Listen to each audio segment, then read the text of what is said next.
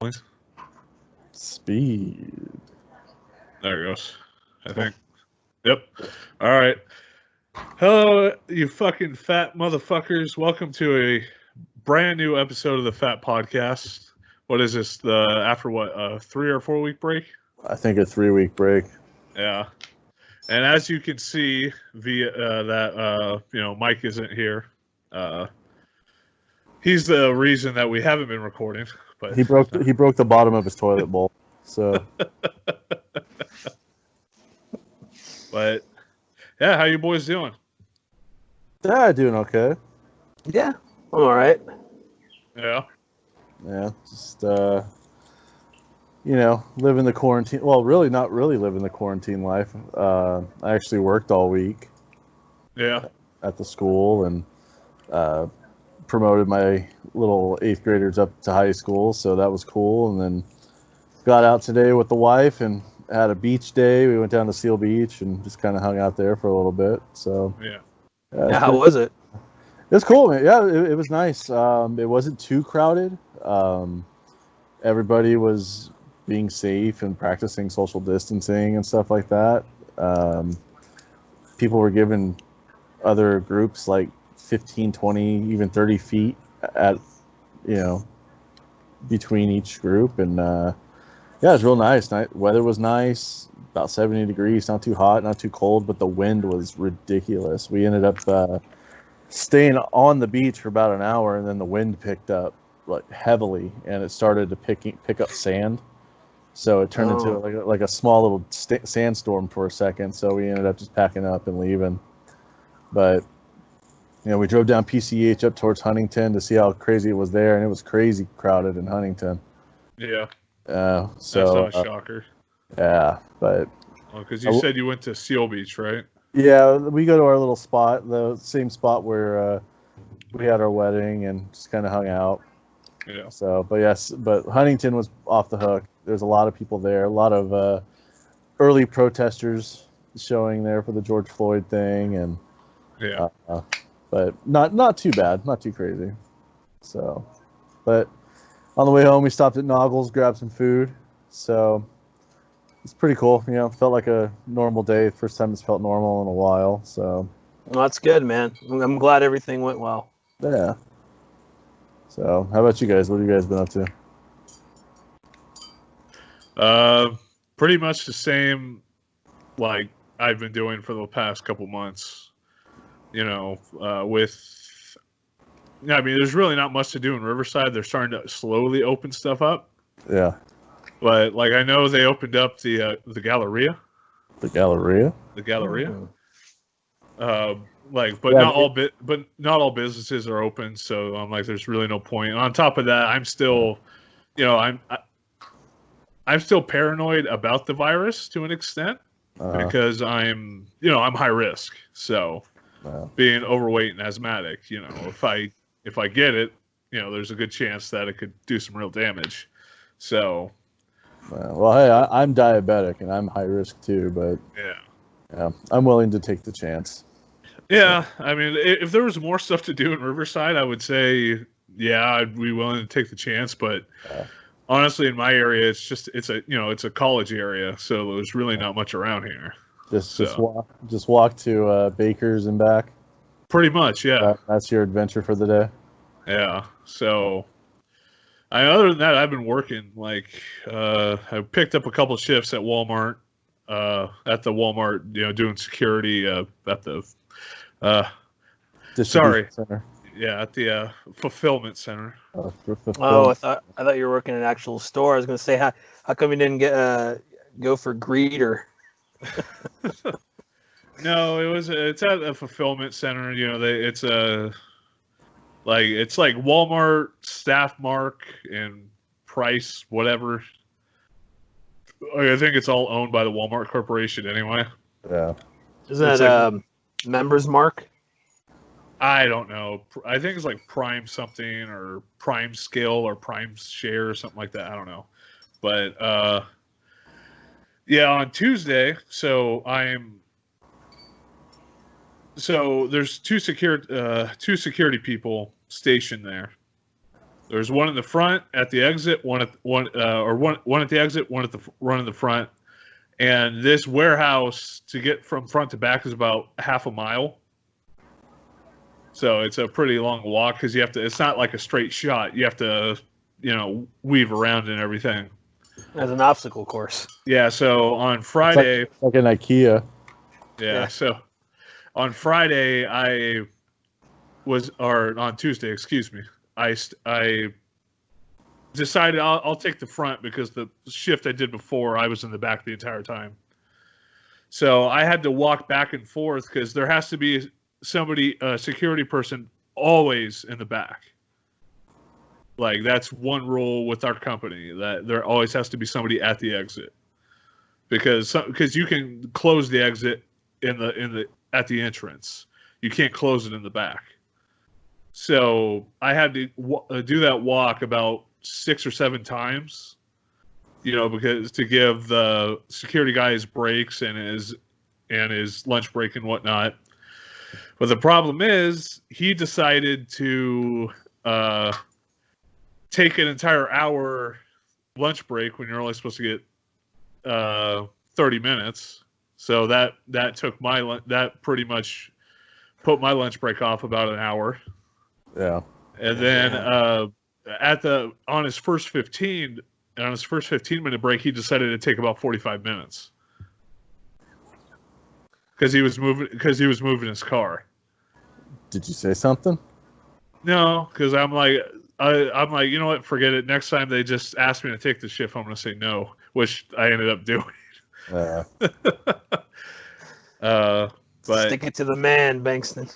Well, yeah, they called me because I worked Tuesday and Wednesday, so I was sore pretty much all, for 3 days, like really sore, like I could barely freaking walk around the apartment without being in severe pain. Damn. But I was playing NBA 2K, and then my boss calls me and is like, "Hey, are you available this afternoon?" And I'm like, "No." And then he asked, he's like, "Oh, are you going to be available to take the same shifts next week?" And I'm like, "No." It's going to be a no for me, dog. I'm like, I need a week off because that place is like, I like the company I work for like a lot, but that site specifically is awful. Yeah. You get told 15 different things. It's just people are always, oh, that's another thing. I'm supposed to get off at midnight. For both days I was there, the guy that was supposed to be my relief showed up about 20 minutes late. And one of the other guys warned me about it. He's like, just to let you know, the guy that's your relief up front, he's probably going to show up late because he does it all the time. And I'm like, how the fuck does he still have this position? It takes a lot to get fired from Walmart, bro. No, not at the fulfillment center, especially like with this current situation they're in. There are the 2 days I was there, I saw at least 10 people get let go. Do you know why? Because they weren't, they weren't picking enough product. They weren't stocking fast enough. They probably were. There was one guy that stole something that I know of, and he stole something he wanted on his lunch break before, and he walked through the metal detector and it went off, and he wouldn't stop for security. So the guy's like, yeah, this guy just walked and refused to let me, use the wand on him. And so I guess later he ended up coming back after his lunch break, and they just fired him on the spot. So. Wow. I mean, so, yeah. Let me rephrase that then. I guess it takes a lot to get fired from the Walmart store, but I guess the distribution center, it's no joke, man. Oh, yeah. No, they're not, especially with how many people are applying, it's like the amount of people they hire is almost as much as the way my company hires people. Like, we're talking the 30, 40 people a week at least. Oh So, yeah, I mean, from my experience working at Walmart, they would just hire a lot of people and then worry about it later. So it's like when you get hired, if they're cool, they'll say like, "Hey, look, this is a temporary gig. There's not going to be a job waiting for you." But sometimes they don't even say that. And then, unless like myself, I had somebody in the office that I knew that I met and became friends with that kind of gave me the heads up. Was like, "Yeah, man, nothing personal. You just, you didn't make the cut." So that's when I made the decision. Like, okay, I got to find something else because, it wasn't a secondary job. This is back in like 2010, whatever it was, but it was just like, well, I need this. This is like my main job. So they'll just hire a bunch of people and then they'll get the work done and then they'll worry about it later. They'll just cut everybody. So, I totally understand that. But I don't know. It's weird. Like, I've never worked for a distribution center. I mean, I've heard horror stories about Amazon. I mean, obviously, as big as it is and all that shit. But I just think it's really kind of crazy that they're so hectic about filling orders and this and that. And I'm sure people are working super hard. It's a very exhausting, you're using your entire body. So I think the worst part about it is like like I said on Tuesday, I was stationed up front at the entrance. The bosses, they'll scold people in front of everybody. God damn, dude.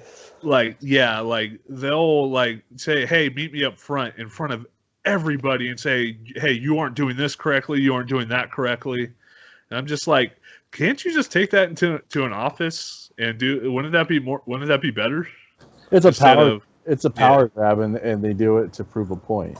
Yeah, to me, I'm like, that is complete bullshit. Like, I felt bad. Like, obviously, like, if you have a job like that, you need to do what's asked of you, right? Yeah, absolutely.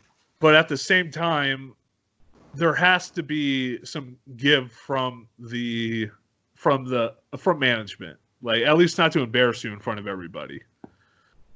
Yeah, I mean, that's what, good management, good leaders do is they understand like how to talk to people, what to say, where to say it. I mean, that type of style is using fear, like Buzz was saying, like, it's to kind of put people in their place. It's using fear as a motivator. Like, if you don't do what we say, you don't do this, you're going to lose your job. And I mean, it's not the most popular managerial style, but unfortunately a lot of companies use it.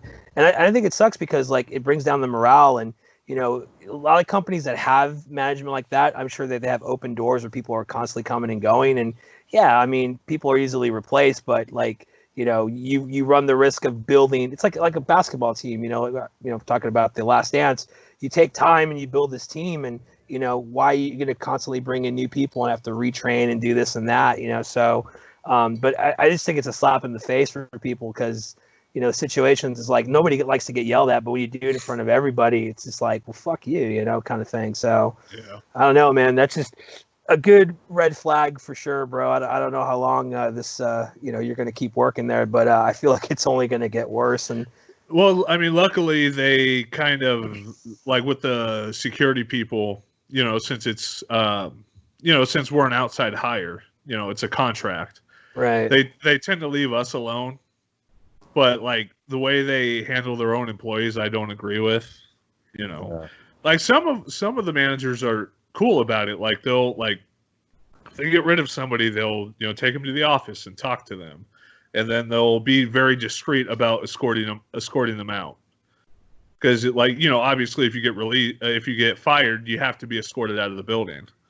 So like, I had to do that like 4 or 5 times, but like the AP was very like discreet about it. It's like but the way they handle like the stalkers and everything, like, oh, you're late, or you were late 2 minutes, or you clocked in 2 minutes early on your lunch. That was another thing I noticed was how fearful people were about clocking in early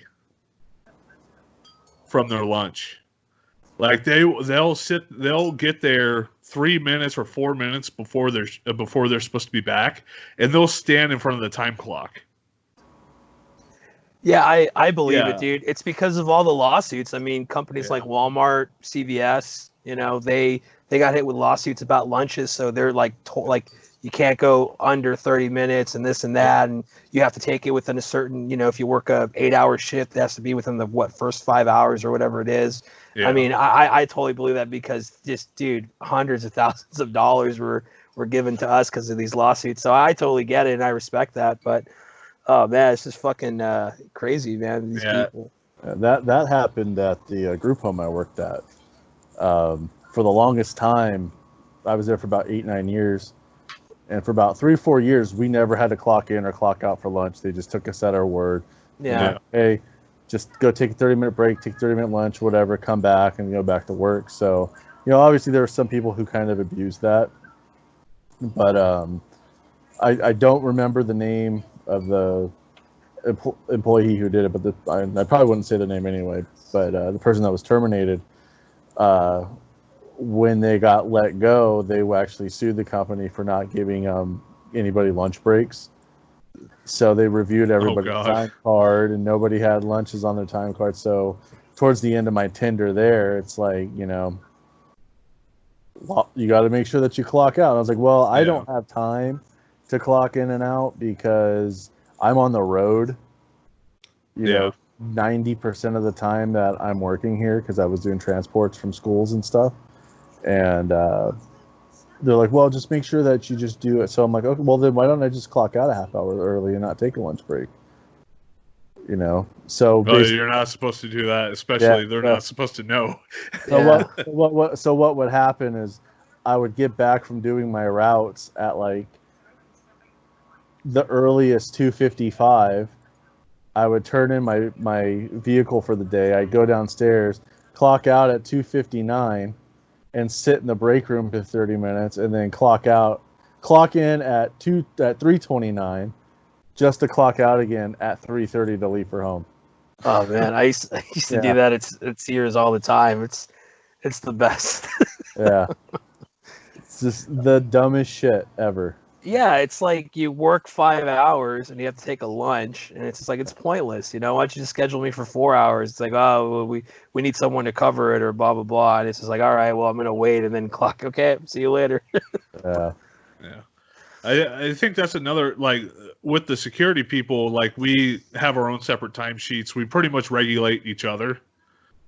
Like, unless Walmart calls the company and says, hey, this person is doing this. But I'm like, have you not seen that one guy showing up 20 minutes late every time for a shift and not reported it to the company? Yeah. I'm not going to do it because I'm not that type of person. Yeah. I'm not going to get one of my security guys in trouble for being late, but like at some point, if he kept doing it and I kept being stationed up front when it was happening, I would say, I would then say something. But yeah, luckily they let us kind of regulate ourselves. But like our lunch breaks are, I don't even think I think it's just Walmart. They told us, hey, just take a break every 2 hours, like 15, 30, 15. But with the way our company works, they don't have to give us lunch breaks. So, because there's something in the law that says that they don't have to give us a lunch break, and I'm just like, or that we're on quote unquote working lunches. So. Yeah, that happened. That happened at the group home too. Yeah. So they found a loophole, and they said that, when the clients are having dinner and you're sitting in the cottages with them having dinner, that's your lunch break, even though you're technically working. Yeah. So, it was a bunch of bullshit. Yeah. Yeah, but that's pretty much been my last 3 weeks. I don't think there's been anything new. I've been spending way too much money. That's about it. Yeah. What about you, Crispy? No, I haven't been spending any money. No. Well, first and foremost, we addressed it. I've been having some connection issues when we were doing the podcast, and it just got really, really bad. So we had the Spectrum people come out, and it turns out there was like a bad cable or a bad wire or some shit. So they fixed that, and they got it, because we were paying for like, I don't know what, 200 megabytes or whatever the shit is, and we weren't even getting it. We weren't even fucking close, and that's so weird. So they kind of just changed everything out, and everything's been running real smooth. So I'm actually not too far from the router right now. I'm outside of my house here in Chateau de Crispy, and I got a strong signal, and I can be in my room with my phone and still get a strong signal. So I don't even really need the little device that kind of helps not split, but it enhances the signal. What the hell was So- that? I accidentally turned my flashlight on. Oh, sorry, Crispy. No, for sure, for sure, man. So we got that fixed, which is fucking great. Everything's been running smooth. But other than that, man, not much really. Just been working every day for the last 2-3 weeks. Work a couple hours on the weekends, and getting that extra money, and just been honestly, man, just been paying more and more of my bills. Been saving. Oh. It's just, man, I can't recall a time where I've had so much money in my bank account. Yeah. It's just like I could pay my bills like early, but I kind of wait because I just like opening my account and seeing that much money in there. So but other than that, just kind of been doing the same old, just catching up on good old TV and Netflix and all that shit. But I will say this is pretty cool. My mom actually went out this morning with my brother down to Target. It's the first time she actually left the house for a non-medical reason, and everything went well. And we're kind of been talking about it, and I think we're going to start kind of, not, I don't want to say exploring, but like kind of trying to go out. Like maybe I'll go out for some grocery items, stuff like that. So we're kind of opening to the possibility of slowly going out in public, doing the things that we need to do. Because like I said, it's been a couple months, and I don't know, it seems like things are kind of getting better, but with everybody congregating and protesting for their own reasons, of course, it just seems like, God, I can't help shake the feeling that we're going to get reports about like more outbreaks, and it's just going to get worse because people are really coming together in huge numbers for a cause. But no, one person could be sick, and then it spreads, and then it's just going to be chaotic. So I'm kind of with you, Dave. I wouldn't say like, I don't think that you're paranoid.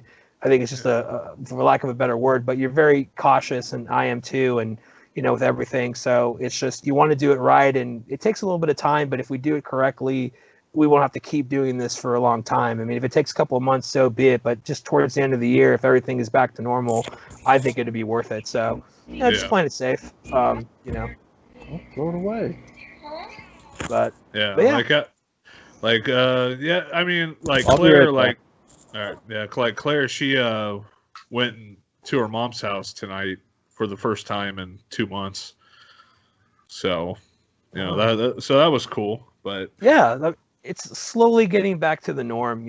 I mean, God, it's just like, I don't know, I've been thinking about all the places. It's mainly food, to be honest with you, that I want to go, to visit. But a lot, like it's friends too. Obviously I haven't seen you guys in a very long time, and I miss you.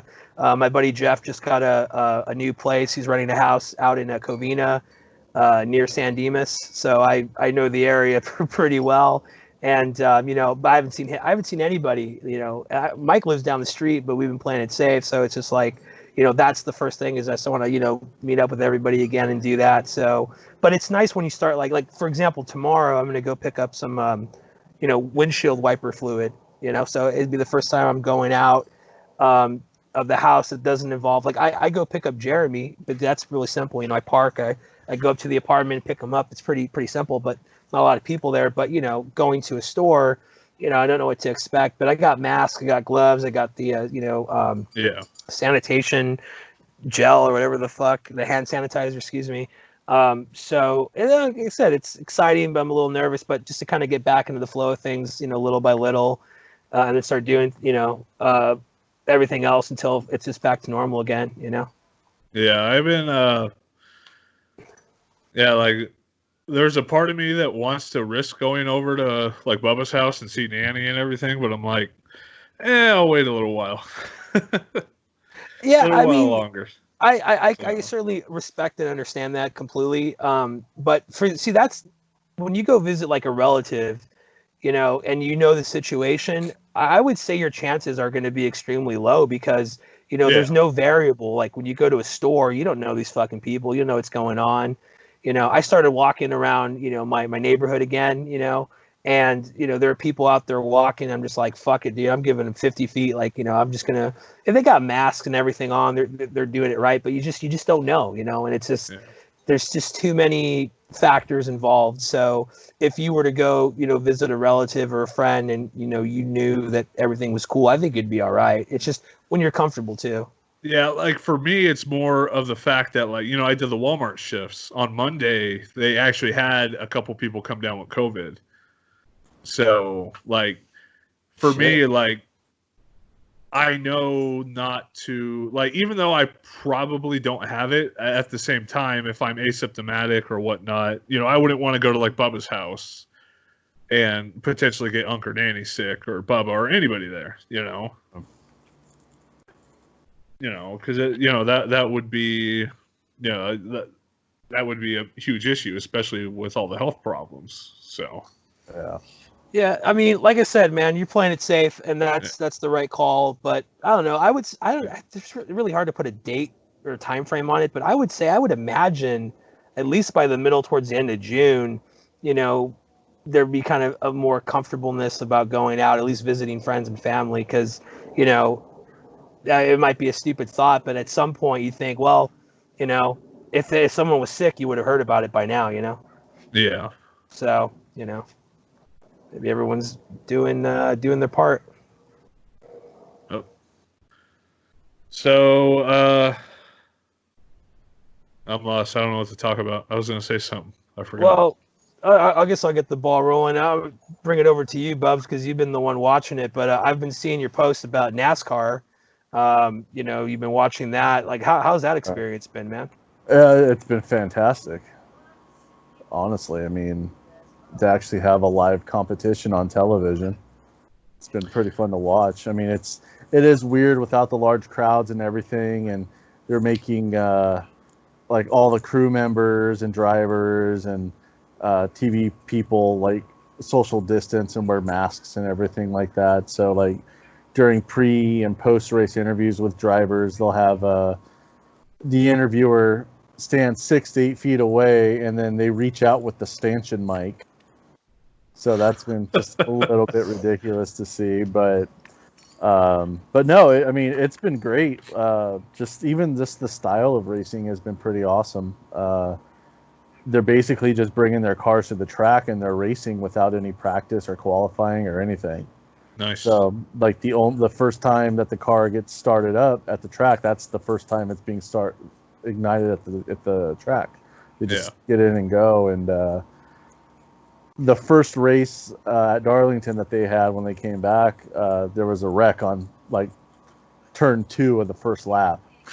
So that's happened. That's happened twice in the 5 races that have been happening. But you gotta catch up, I guess. Yeah. So, but no, the racing's been fun. The competition's been great. It's been very interesting to watch. Where you got a good race on tomorrow, which will be Sunday, is the first race at Bristol.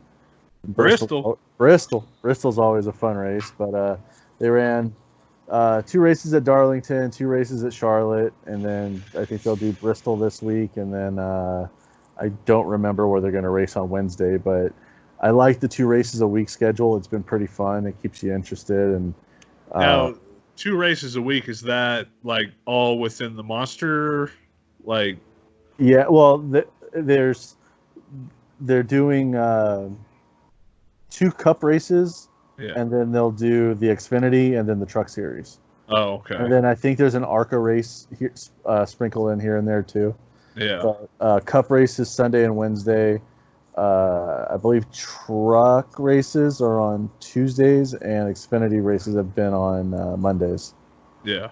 So, but no, it's been real fun, man. It's been nice to have it back, and it's been exciting. So, do you think there's a strong possibility that NASCAR might actually draw in a lot more fans? Because, I mean, this is really one of the only sports, if you will, that's currently happening. So anybody that's having that itch for some sort of sporting event or competition is able to see live competition per se, not like some, here's some footage from years ago or whatever it is. So, do you think it's really going to be a boost for NASCAR?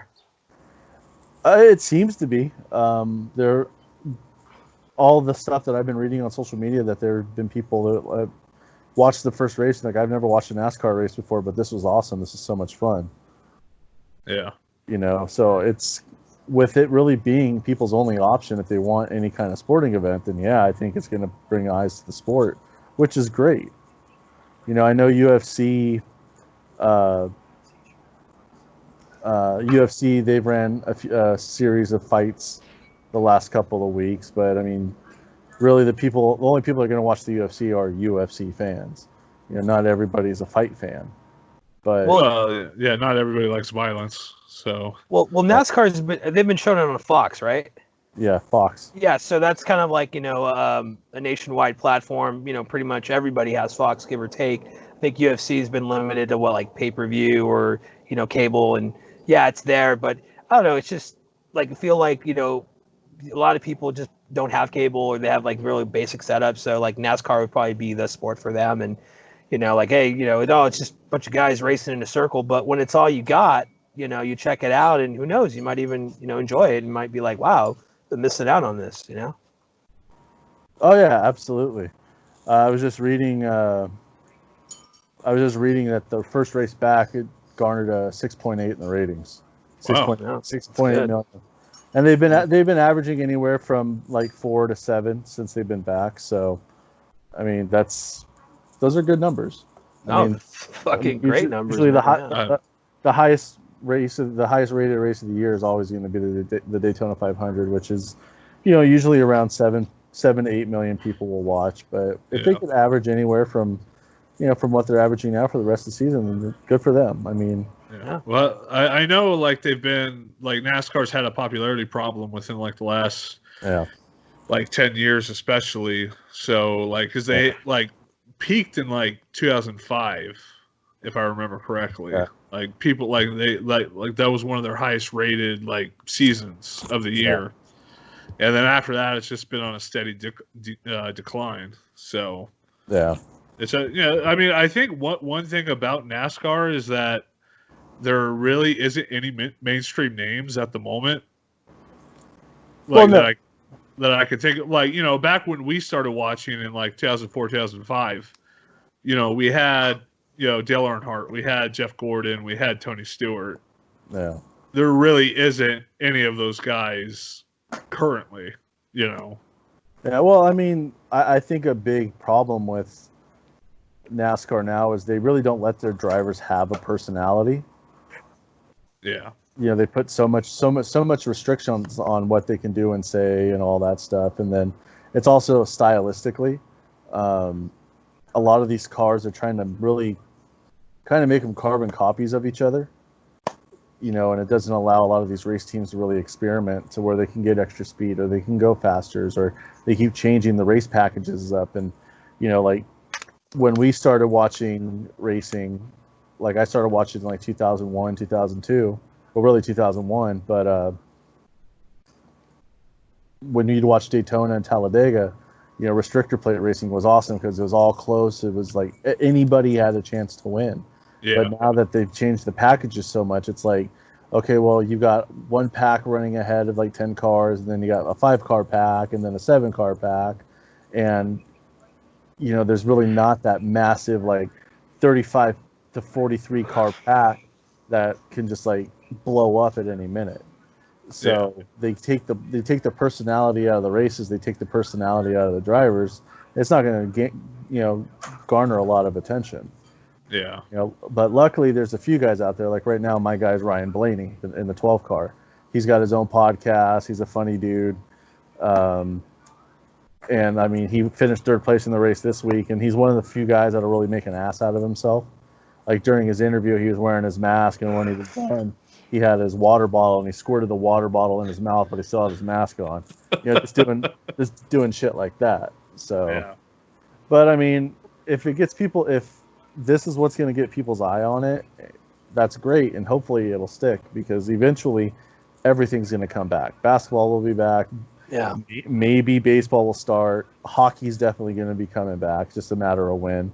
And then once football starts, that's the real trouble spot for racing is football, because there's racing on Sundays as well as football being on Sundays. So a lot more eyes will go more towards the people's football team than they will on the race.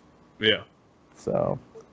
Yeah, but for right now, it's going to be, NASCAR is going to be doing, good numbers. And like I said, I mean, people have strong opinions until they actually, check out, like in this case, NASCAR. They say, oh, actually, that's pretty cool. But, Yeah, I mean, unfortunately, football's got such a strong hold on people that when it comes back, people are just going to throw the attention. I mean, how long? I don't know anything about NASCAR, but like, how long is the season? In NASCAR, Bubs. It runs from the middle of February to the end of November. Okay, so yeah, that's right there, it's a really long season. Really long season. That I think that was one thing that kind of like, especially after that. What was it? Tony Stewart, Carl Edwards. I think it was 2011. Like where they had that like duel where they were just going back and forth and like during the chase. Like to me, I'm just like, holy shit, this is a long ass season. Like it was entertaining, but at the same time, it was long. Well, it's 9 months, give or take, right? Yeah. So like it's the shortest off season of any of the major sports in the United States. So yeah. I mean, even though, I mean, again, not to sound like an idiot, but even though they're driving, though, it's still like it's a sport. There's still a lot that goes into it. It's physically exhausting. Yeah. These guys have to be in tip-top shape. That's why a lot of guys you see are real skinny guys, because a lot of them, they are marathon runners. They do cycling. They have to stay in shape because you can lose up to 20 pounds in a race car per race just because of how hot it is. You got to think, the focus too is like, oh, I could do that. Guys are driving in circles. I was like, yeah, but you're not driving an inch away from another car while going up to 200 miles per hour on a 42-degree banking, Yeah. Oh yeah, that's what I was getting to. Is like, I know a lot of people, would say that, but there's a lot more to it. I mean, it's easier to be on the outside, looking in and thinking, okay, this is how it's going on. But there's a lot to it. So for them to have like a short off season, it's kind of bunk, because it's just like, hey, there's a lot going on. Like, yeah, they're not colliding into each other like in football or whatever it is, but still, a proper rest period is needed for any sort of physical activity, and especially with drive. I mean, it's like, you be in a car, man. Imagine driving all the way up to San Francisco in one trip. It's just like, you're going to be tired. You're going to be exhausted. It's, it's not as easy as people think. It's just like that mentality of just like, well, you sit in an office all day for 8 hours. How hard can that be? It's like, dude, there's a lot to it, man. It's not that simple. I could see your impression, but like, those NASCARs, man, you're in those suits, you got those helmets, there's, I mean, you were playing one of the games and you did the view from the inside, and even though it's a video game, I could still kind of appreciate, like, man, that's intense. There's a lot going on. So I think it's kind of a bummer that they only have you said middle of November, so you get December, January, and then you're back at it. Back at it, yeah. Yeah. And most of the time when you're back at it, it's really just preparing for the next season. Yeah. Like you'll get your time off. Like, I mean, there's weeks in between that they'll get breaks and things, like a week off, 2 weeks off. I know I think July, that's when their first break happens. There's a 2-week gap between races. I think it's after the Pocono races, because for the first time ever, Cup races are running back-to-back nights, both at Pocono. Wow. And Pocono is a tough racetrack because it's a triangle-shaped track, and it's pretty physically taxing on the drivers. So, wow, it'll be interesting to see what happens. I mean, I know one race is going to be longer than the other, but still, they're going to run a Saturday and a Sunday at the same track. It's going to be pretty in the middle of summer too. Oh my God! So it's going to be pretty physically taxing, but I mean, still get through it. I mean, you got guys out there like Kyle Busch and Chase Elliott, who will run the Truck Series. They'll also run Xfinity and the Cup race all on the same weekend. So Harvick's the same way. So it'll be fun. A lot of driving, man. And you know what? I'm gonna go ahead and make an early prediction with how crazy everything's been. I feel it's gonna be like a hot ass fucking summer. So those guys, man, good luck, man. Goddamn. It's that old Southern heat too, man. Yeah, kissing you on the back of that neck. Oh man, well that's cool, man. I'm happy for you. I as a close dear friend of yours, I know how much NASCAR means to you and how much sports in general. So to see those posts and even though they're text and it's hard to gauge emotion, I could tell you're excited. And I haven't been watching any regular television lately, but I'm sure it's, like I said, it's been really cool and really fun. And I don't know, maybe one of these days I'll check it out. And I got nothing against it. It's just something that I feel like with NASCAR, I would probably enjoy it more going live. Yeah, the live experience for NASCAR, because you took Elizabeth, and the way you described it is exactly how I imagined it would be. When you go to something live, there's a vibe there, and just not just sitting in front of a TV watching it. So I don't know, when everything gets settled and gets back to somewhat normal. I don't know, maybe check out a race, dude. Yeah, well, like when I took Elizabeth this year, I said I would really like all the boys to come next year because I think they'd really like it. Yeah. So because I mean it's fun. It's not just a race; it's an experience. It's like going to like a carnival almost.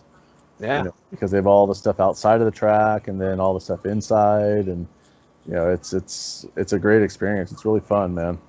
Yeah, dude, we'll have a good time. Maybe I'll even buy a hot. Yeah, looking forward to it, man. I mean, we've been to a lot of live sporting events and always had a blast. Oh, so NASCAR will be no different. Yeah. Who knows? Maybe we'll get super excited and like race on the way home.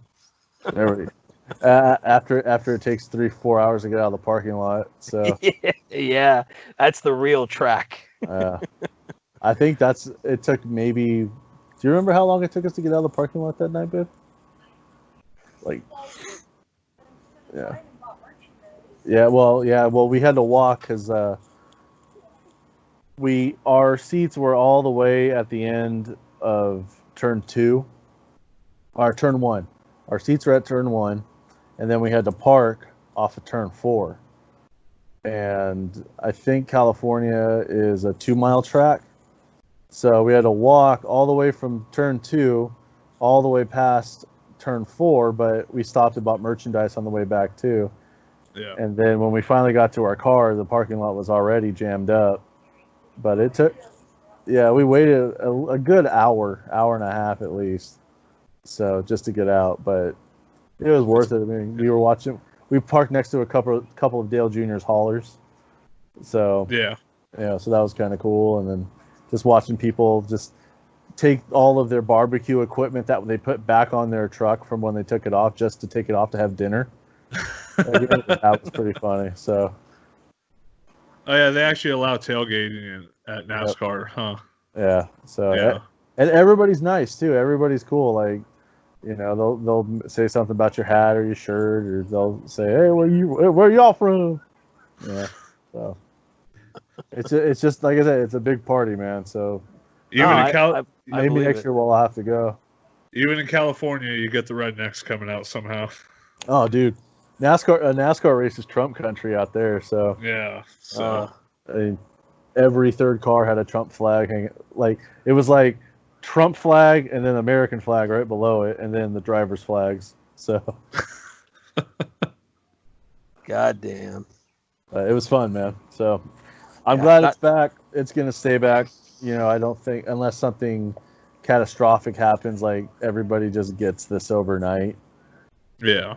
It's going to be back for good. So, well, luckily for them that it's easier to kind of social distance and do all that stuff at NASCAR. The only people that you have to really worry about are the pit crew. Yeah. So, well, even as far as pit crew, they're only allowing them to bring a certain amount of pit people with them. So like a lot of the race engineers and stuff, they're not even at the race. They're doing all of their research from the team center back in Charlotte or wherever in North Carolina that they are, or like Denver or where a couple of teams are. So yeah. So like they showed like Hendrick, like they showed Jimmy Johnson's team. They had Jimmy Johnson's engineer. He was actually back in North Carolina, analyzing strategies and stuff from there, and then radioing back to the Darlington, South Carolina race. So so it's pretty wild. I'm pretty sure you're going to see a lot of that even after all this stuff blows over. Yeah, because it seems just more convenient. Yeah. So. Well, with all the technology we have too, I mean, it makes sense. I mean, essentially, if you can work from a location, then work. I mean, pit crew, they can't, operate from their homes, virtual or anything. So it's like that makes sense. But yeah, I think, with the situation, people are making a lot of changes and doing different things, and a lot of it's working. So it'd be interesting to see how much of that, kind of moves on when everything gets back to normal. There's no immediate plans for for my company for the office to go back. I mean, everyone's been working from home and it's been turning out really great, and it seems like morale's up, and it makes sense because you don't have to look at each other. So And then also too, it's like, you work from the comfort of your home. If you're smart, you designate one spot that you don't go to normally, so that way it doesn't feel like you're bringing work home with you. But I don't know. I think there's going to be a lot of positive changes, man. And for NASCAR, I mean, it makes sense. I mean, some guys, from a remote location, just chiming in via video or audio. I mean, why not? I mean, it's all about the results, in the end. Yeah. Which I'm really interested to see about basketball and hockey, because when you've got your players sitting on the benches, like while play's going on, especially basketball where you don't really have any facial protection, like at least hockey you have a face shield. Yeah. But it's like, are they going to make them social distance on the bench? Are they going to have the coach maybe coach from like 6 feet away from the bench? What are they going to do when they want to draw up a play?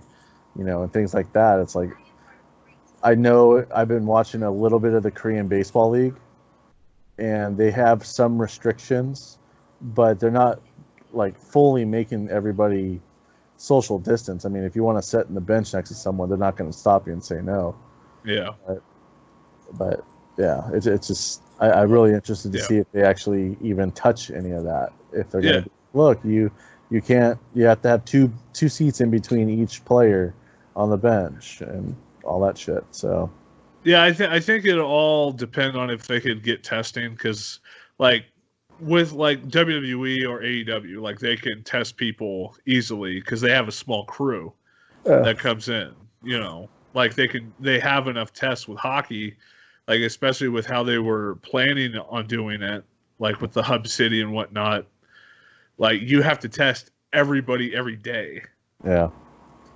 And now we're talking, 16 teams, like to start? 24.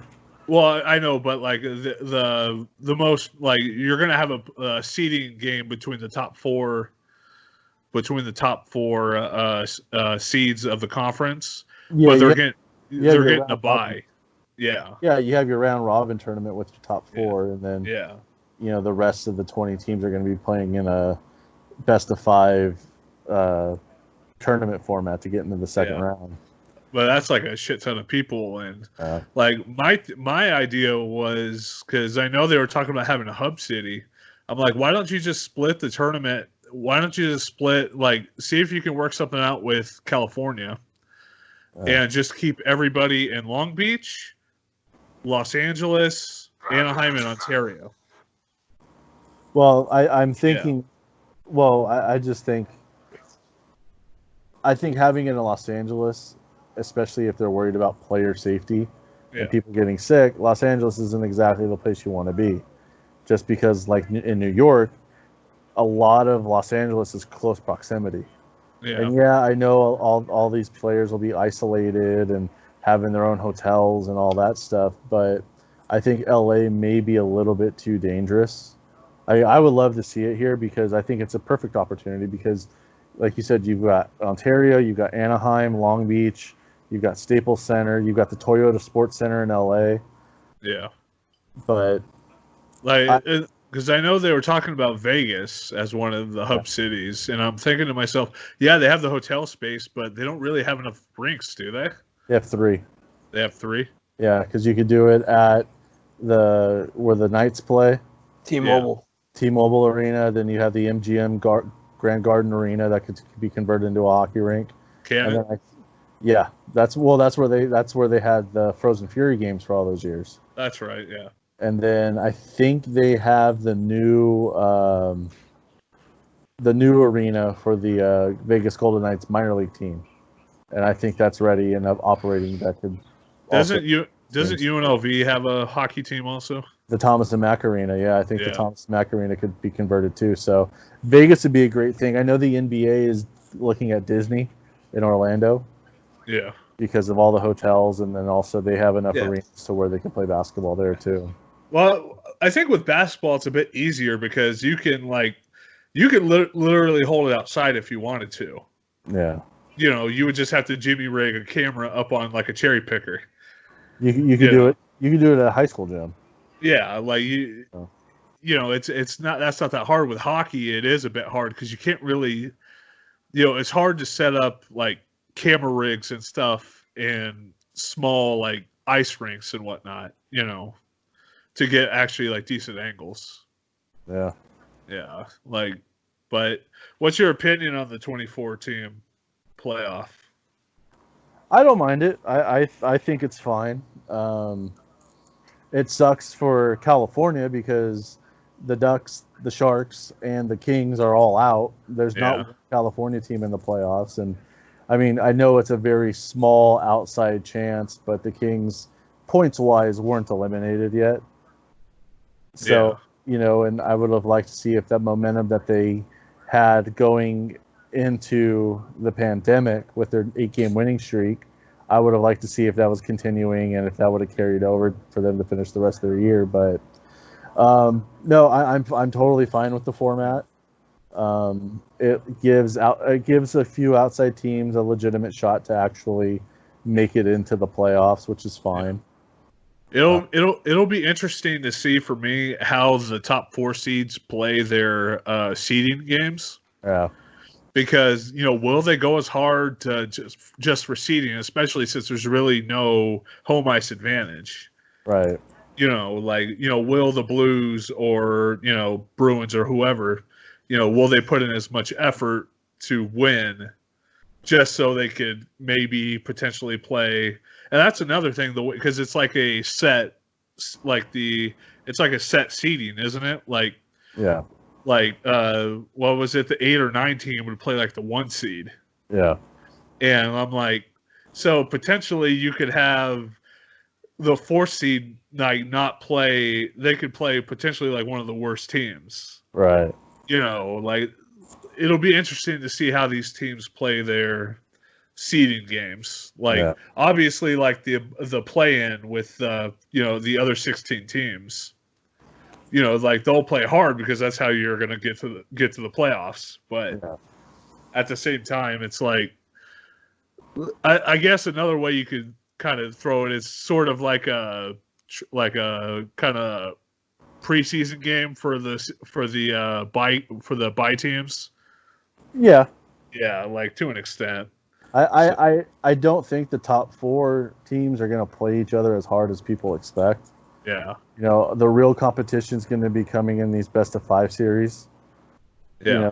So I just think that the top 4 teams will they'll play, but they're not going to play. Yeah, they're not going to play like they're fighting for a spot. Because at this point it doesn't really matter. Yeah. So, especially in like the Stanley Cup playoffs, where any seed could beat any. Right. Could beat any top seed, So it's like wherever you are in the playoff, you're going to get a tough matchup. Yeah. So. Yeah, but it's definitely going to be interesting and it'll be fun. I mean, it's going to be a lot of hockey shoved into a very short amount of time. Yeah. But I mean, as long as the players can stay healthy and no one's going to risk real, like, career-ending type of injuries, I mean, it'll be fun. So. Yeah. I just want hockey to come back. Yeah, and right now it's impossible to say like, oh well, so and so's the favorite to win the Stanley Cup because everybody's got fresh legs. You've got players from teams that are coming back that were injured, and yeah, I think Tarasenko will be back for the Blues. Tarasenko will be back. Colorado's going to get better with I think Nate McKinnon and everybody coming back. So, it's going to be pretty interesting and it's definitely going to be fun.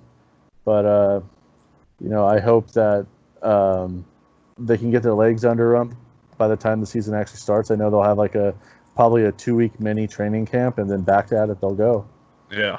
Kind of evens the playing field if you think about it, right? Because, I mean, I'm sure some guys, maybe they have a setup, they're able to keep training on their own, but essentially the teams will have to come together. So it's really anyone's game. And you're talking about, Bubs, all the games, going to be happening in a short time. Kind of reminds me of the first round of the World Cup, whereas every day there's 3 or 4 games going on. You know what I mean? And it's just for having gone, from everyone. All right. I lost my bottle opener. Hold on. Okay, well that explains you moving around. But Bubs, you all right? I'm flirting with my wife, so. Oh, well, carry on.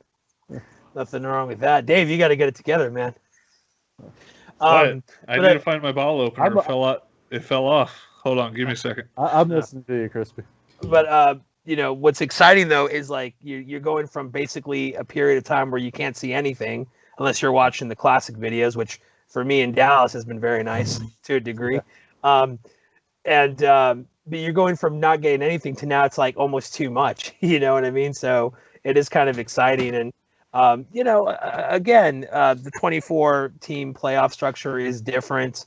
I mean, I'm sure people have their opinions, but I just think it's a great example of like, turning lemons into lemonade. I mean, it's like, hey, this is something different. I don't know the history of the NHL. I don't know if it's ever been done before, but I'm kind of excited and curious. And, I was taking a look at, the information and, Dave, you can you hear me? No, he's got his headphones off. We're going to have a fun little round robin series in our groups. And, it's just, I don't know, it's going to be fun. I feel like, every team it has the same shot as, whether you're number 1 or number 8 or whatever it is. It's just like, it's really exciting. But again, we all want our team to win. I know I do. I mean, I think I'm personally due for some fucking team of mine to win, whether it be soccer or hockey or, football or baseball, especially baseball. But, so actually I'm gonna bounce for a moment. I'm gonna turn the lights on because it's kind of getting dark here. So just give me a few moments. I'll be right back. Yeah, no problem. But I'm covered in beer. Cold beer. Cold beer. But I'm also really interested to see what route basketball was going to go into. Yeah. I know they were talking about going into like a World Cup group stage type thing with some of the teams. But from what I've heard lately, I think they're going to go to like a kind of like the NHL, go to a 22 team format. And then they'll play 10 regular season games because there's like 3 or 4 teams in the West that are right on the edge of getting that 8 spot. Yeah. And it's like teams that people are interested in, like not Golden State, but Portland. It sure as hell isn't Golden State. Still not Golden State, but no, like Portland and New Orleans and like teams that have like top players. Yeah. That are kind of like good for ratings, like especially like New Orleans with Zion. The guy is like a ratings blessing for the New Orleans Pelicans. Yeah. But I think I'd much rather them go that route than go to the soccer style thing, because what they were doing is they were going to do like the World Cup group tables, and then they were going to take the top 16 teams and then seed them 1 through 16, rather than having Eastern and Western Conference. So you can have like all the Eastern Conference teams in the top 8, and they'll knock each other out. Yeah. So it really leaves the West. I don't really like that. I like the traditional East-West matchup. So, like for me, like since it's being held at a hub city, like to me, like East and West doesn't matter. Like if it was a travel issue, yeah. Yeah, but you prepare your season for your conference. Yeah. Because you play your conference in your division more than you play you play each team twice a year at least. But you really prepare, okay, well, if I'm coming if I'm the Celtics, I might have to go in and have to play like Orlando or Miami or whatever real quick, and I don't prepare for them as much as I would I would prepare for them more than I would if I'm going in the playoffs to play the Clippers. Yeah. Though Celtics Lakers like first round match would be kind of fucking awesome. That would suck. I think it'd be entertaining. It'd be entertaining, of course, but that's not the basis of our rivalry. Our rivalry is like, all the other rounds are your princesses in another castle, and then you finally get Bowser at the end to meet him in the finals. Yeah. I gotta take a break. I gotta take a shit. I'll be right back. Yeah. Well, just to kind of carry on what Buzz was saying, it's the build to it, the anticipation. You want to see for example, Lakers and the Celtics. Like, are the Lakers going to make it, or the Celtics going to make it? So there's that kind of charm to it. But I mean, I don't know. I'm at the point now, man, where I'll be happy to see anything really, and I just hope it works out for everybody involved and they find a way. And it seems like the theme during this whole pandemic is to, find a way to make things work, to make it seem comfortable, as normal as possible. So, it's no different in sports. Yeah. All right. But, you want to stop the recording until Bubba gets back? Yeah, I can, unless, you want to talk about something. Let's stop the recording until Bubba gets back. Gotcha. And it'll pick up where we left off? Yeah. All right. Okay, we're recording again. Sorry about that, folks. Bubba had to take a shit, so. Yeah. And through the magic of editing and through the mercy of the Fat Podcast, we went ahead and just skipped over it. Yeah, the fast train to Browntown rolled in, so I had to get up and go. The last train to Clarksville there. It's that Noggles burrito I had, man. That thing's messing me up. God damn, dude. But our last thing we talked about was the NHL and NBA. We had our thoughts about it. At this point, we just want basketball and hockey to come back, and baseball. I don't think baseball is going to be starting up anytime soon. No, I don't think so either. But at the same time, I think everybody would agree that we kind of want it to come back. Yeah, with how much the owners are asking of the players, and the players not wanting to take pay cuts, they're not going to come back. Yeah. So, yeah, that's kind of ridiculous. But yeah, just my opinion. But to continue the sports talk, I guess it's sports entertainment.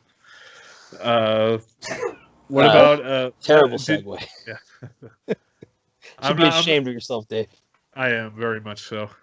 What did you guys watch Double or Nothing, or have you been watching AEW?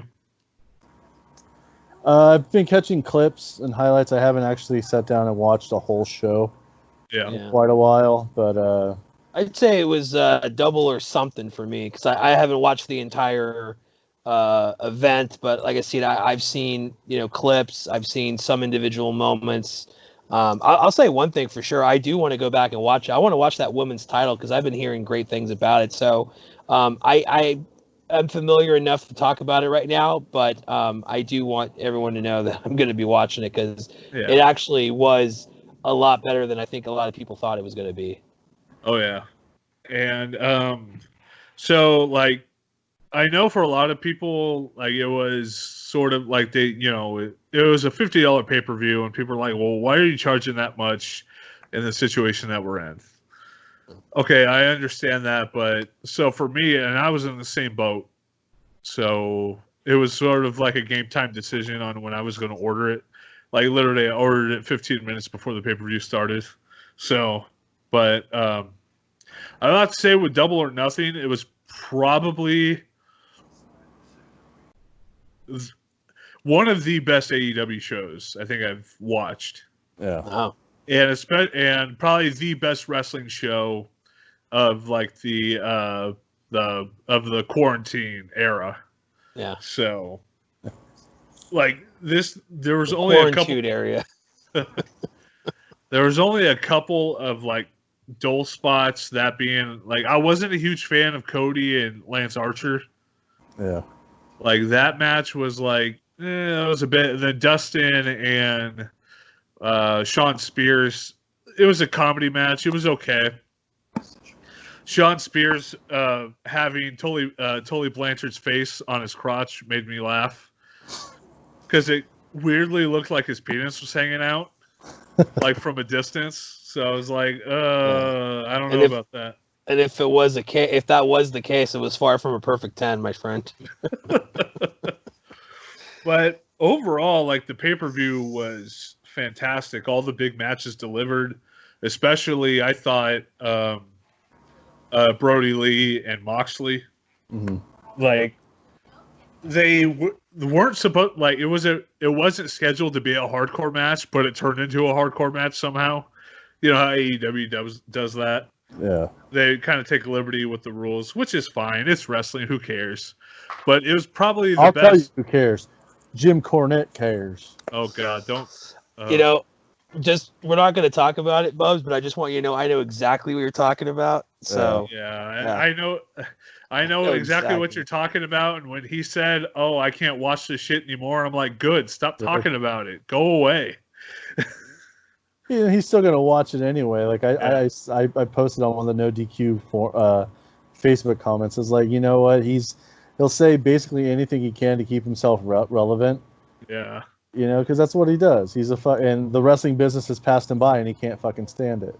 Yeah. Yeah, I think I saw that you had a suggestion for him too. That, I mean, my take on it is this: I think he's just one of those guys that's going to be forever stuck in the golden era of wrestling when he grew up and what he was about, and he just can't accept the fact that things change. And ultimately, it's what the fans like, and that's that. You know, even though you don't like it, if they like it, it's all about them. So you either change with the times, or you just fucking find yourself a plot somewhere and start covering yourself up with dirt because you're no longer relevant. It's just that's the way it is, you know. Yeah, but anyways, Brody Lee and Moxley, like, they had such a hard hitting match, and they did like the whole Bam Bam Bigelow Taz spot, which was cool. Where they go through, because they've actually done it twice. I think they went through the ring and then went through the ramp. Where they went through the ramp.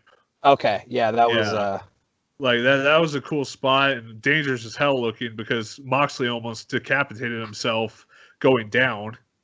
He almost hit his head on the 2x4 between the ring and the hole in the stage. Yeah. Yeah, it was especially brutal, but that match was hard hitting. It was probably the best match I've ever seen them in. Kind of a surprising match, because there wasn't a whole lot of build. It seemed like that storyline kind of just happened right before the pay-per-view. And it's a little bit risky because, you know, ultimately your title matches, you want it to be, you know, a big match on the card. But, man, they fucking delivered, dude. For something that just kind of happened on the fly, it was really good. And, dude, that one image of, like, fucking Brody with his eyes rolled back like he just got hit by a freight train. It just, I mean, there's many moments in that match that stand out for sure. I mean, for Moxley, like, not really doing much with the AEW title due to the situation, like, obviously, like, it's been a huge hamper. Like, I don't think they expected, like, it to get this bad, like, with the whole pandemic and everything. But, like, Moxley, like, when he gets in matches, he delivers. Like, even if you're not a huge fan of him, his matches have been, like, very, very entertaining. Oh, he definitely leaves it out there. I mean, you know, with the situation, I mean, you got to admit that AEW from the very beginning of the pandemic has been doing everything that they can.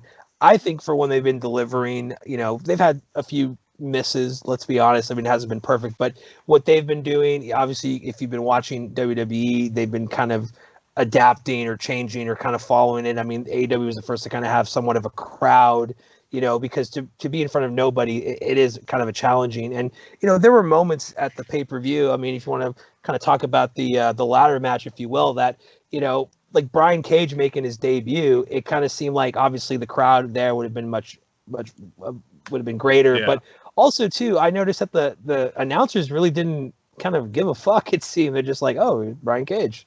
Like, wait a minute, like, what are you talking about? We haven't seen this guy in ages and this and that. And just like, okay, yeah, sure.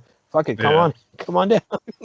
You know, so it's kind of a bummer there because there's all, and even, you know, talk about Brody Lee, if they had the live crowd, if the pandemic didn't happen, that would have been a huge fucking reaction, you know, in his hometown and everything. So there's been some moments that got robbed, but all in all, man, they've been delivering. So, you know, $50. Plus, you get to, correct me if I'm wrong, Dave, but you get to watch it whenever you want on Fight. Oh, right? yeah. Yep. Yeah. Seems like, you know, it seems like it's worth it for sure. Oh, yeah. And especially that Stadium Stampede, I'm gonna have to rewatch. But you mentioned the ladder match, and my fear with that is that they were just going to do, like, I'm so conditioned when somebody says, like, oh, we have a mystery opponent, that it's it's not really that big of a mystery. It's usually just like some guy that's already on the roster. Yeah, that you haven't seen in a minute. Yeah, and they literally, like, went out of their way to say our mystery opponent has never competed in AEW. Which actually wasn't true. Well, kind of, yes and no. No, he hasn't competed in AEW yet. But wasn't he part of? Well, I mean, that's why I'm saying technically yes and no. I mean, it wasn't AEW. He was at All In, but All In was AEW, technically speaking, All In was an ROH production. So right, that's why I kind of caught myself and go, well, actually, no, you're right, because technically it wasn't, but yeah. But like, like they mentioned it on commentary, and it made me laugh just the way they said it. You would have to see it because I don't remember the exact quote, but it made me laugh. But Brian Cage is probably one of the biggest gets for AEW, in my opinion. Like, I know he signed at the beginning of the year, and it was reported that he signed. Like, he signed injured, too. Because literally, like, a week before his contract expired, like, I think he injured himself, like, pretty bad. So. Yeah, I remember hearing reports, rumors, and he was denying it. Everyone was denying it. But I don't know, it's so weird because it seems like nowadays when someone denies something, you go, oh, it's going to be true.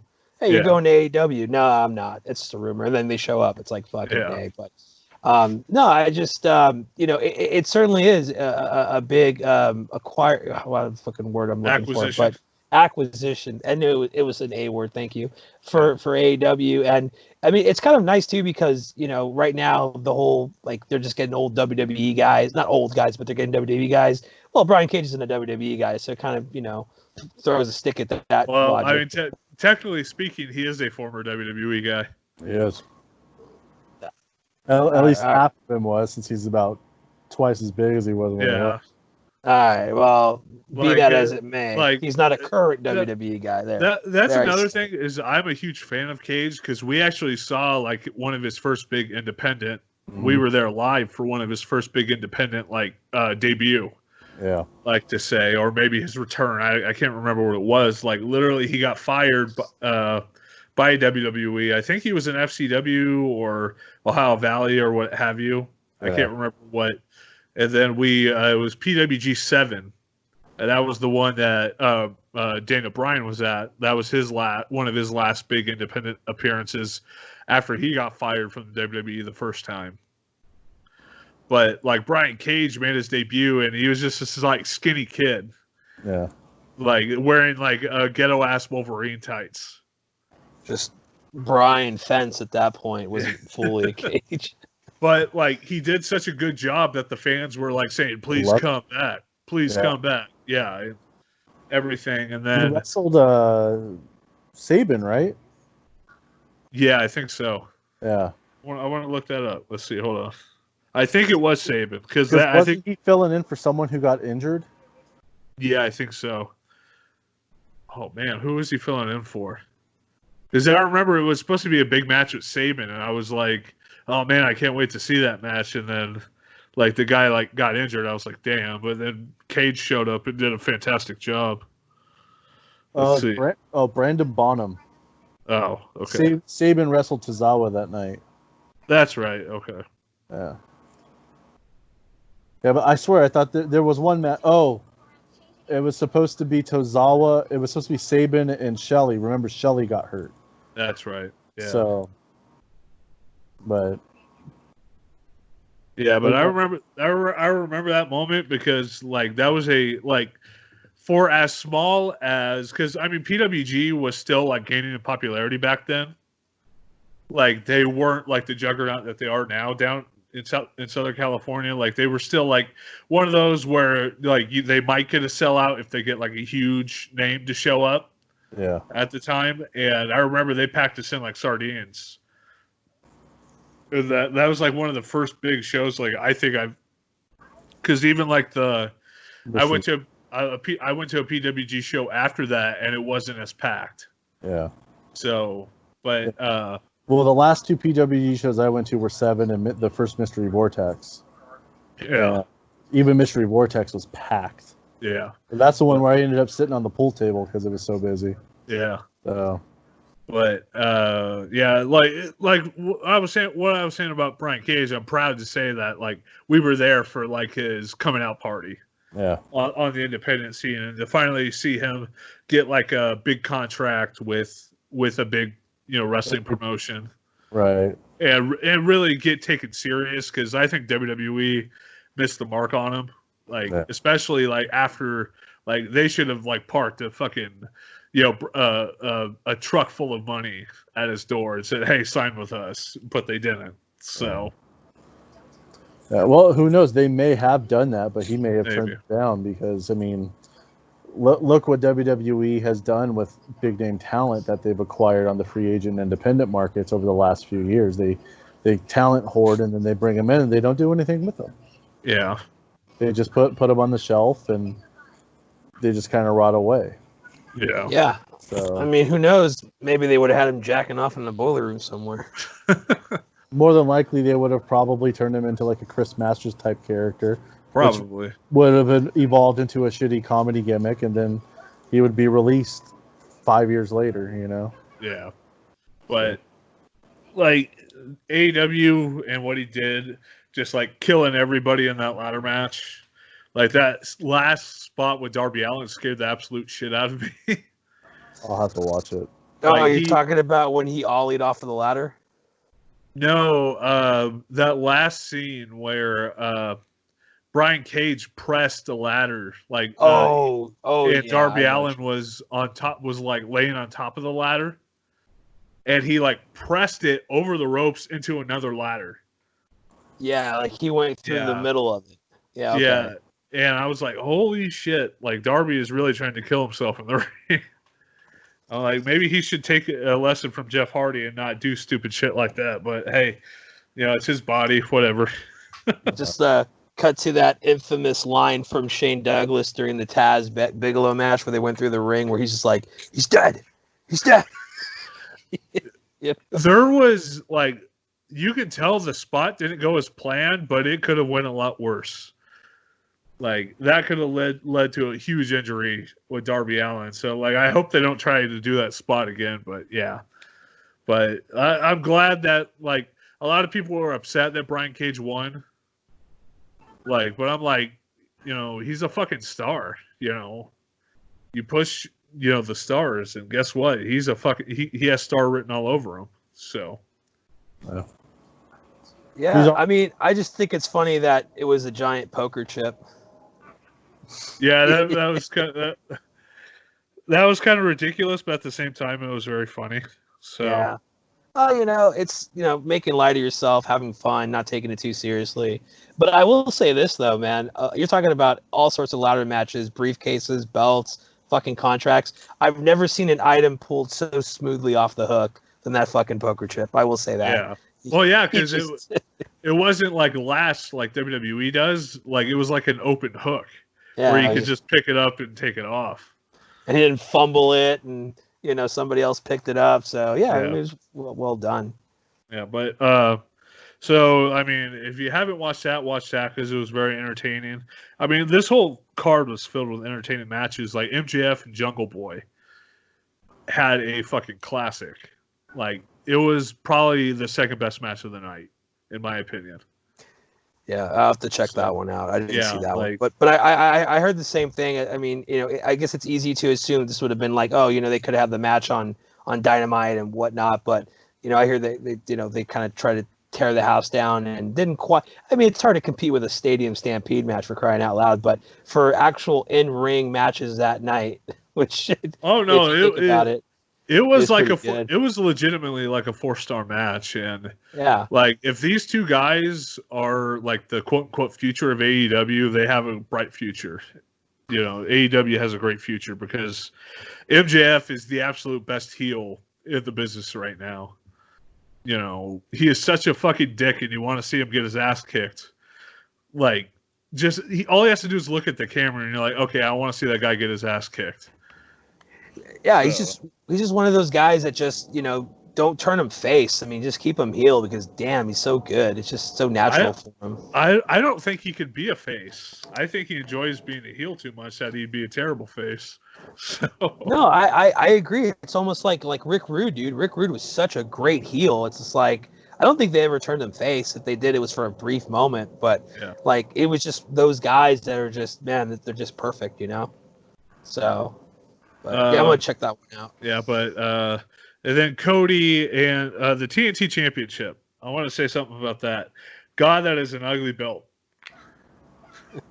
Yeah, but it's not completed, right? Yeah. I hope it's not complete. I hope that the pandemic is the reason why the belt's not completed because that thing looks awful. Like I hope that's just like a prototype or something. because that's terrible. It looked like Mike Tyson built it. Came out, is all happy, like check out my belt or however the fuck he talks. And I shouldn't say shit. I've seen his training footage. Yeah. So now I'm gonna say I love Mike Tyson. You know, Mike Tyson's entertaining. You know, he's good in small like bits. Oh yeah.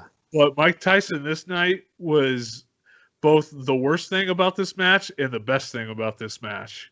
They literally cut to him yawning in the middle of the match. And I'm just like, really? I mean, come on. Like, that's a bad production call. Yeah. Hey, give Iron Mike a break, man. He's tired. His body's sore. His mind is weary. I mean, look at how good a shape he's in. He's getting ready for his Foreman comeback or his Holyfield comeback fight. I mean, come on now. I don't know. I think he was drunk at the at Dynamite this past week. Probably. Like he was, like I don't know if he was intoxicated or he was just being overly, just like over the top. But he was being over the top. Yeah. But he looked kind of intoxicated because you could kind of see it in his eyes, so that he might have been intoxicated. But yeah, Mike Tyson, like he like flip flopped between like heel and face like 6 times in the match. Like he was like cheering Cody's name, but then he kicked Arn Anderson out from ringside. I was like, wait, what? Yeah, I could just hear the guys in the back like, dude, what's he doing? Why don't you go tell Mike not to do something? You know, like they've been doing but as for the actual match, they've been doing such a good job building up Lance Archer that just the match didn't deliver. Yeah. You know, like I understand that maybe they wanted to do like the whole John Cena like US title thing with Cody and the TNT title. But I don't know, it seemed like it kind of hurt Lance Archer, like especially with the build-up that he got. But I can understand not wanting to do the same thing over and over again, having Cody lose the big match, because they've pretty much done that like a couple times before. So, but you know, it wasn't that good of a match. It was one of those matches I would say skip. But Chris Statlander and Penelope Ford, they were on 2 different wavelengths. I really not too familiar with Penelope Ford. Like, and from that match, like she could be an amazing worker, but this match she wasn't. Like Chris Statlander, despite being only having like 2 or 3 years of experience, she legitimately like showed how big of a star she was, because she was on point while Penelope was just like 8 steps behind her. Like it was kind of sad. Like there was no like big botches or anything. They just like couldn't get their timing down. Just didn't flow. Yeah. Yeah. So, but it was a decent showcase for Statlander, so I'll give him that. Dustin Rhodes, Sean Spears. It had its moments of being funny. Like I mentioned, Tully Blanchard's face being on Sean Spears' underwear. Like that made me laugh. But other than that, it was okay. It was the women's title match was really good. Like I'm kind of like, there's a part of me that wish they would have saved it for when the crowds come back, because I still think they could have got a lot of mileage out of Nyla Rose being like the dominant heel. But with all like with all the shit that's happened like this past couple weeks in wrestling and whatnot, I can understand them wanting to have like a feel good moment on the show. You know. Yeah, I mean, again, this is one of the matches that I didn't watch that I definitely want to go back and watch. But I could certainly understand that. It's really kind of hard to say, you know, how effective the story would have been if they kept the title on her. I mean, she's had it for a while.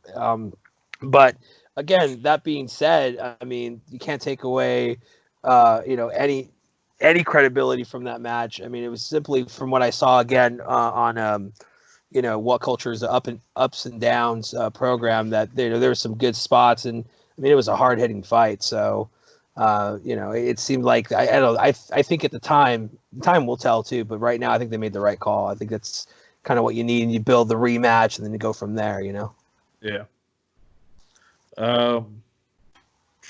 Let's see. I mentioned that Moxley and Brody Lee was a really good match.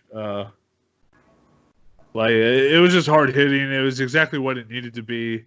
Like it was one of those few things. Like Brody Lee still looked really good in defeat because Moxley didn't like tap him out or pin him.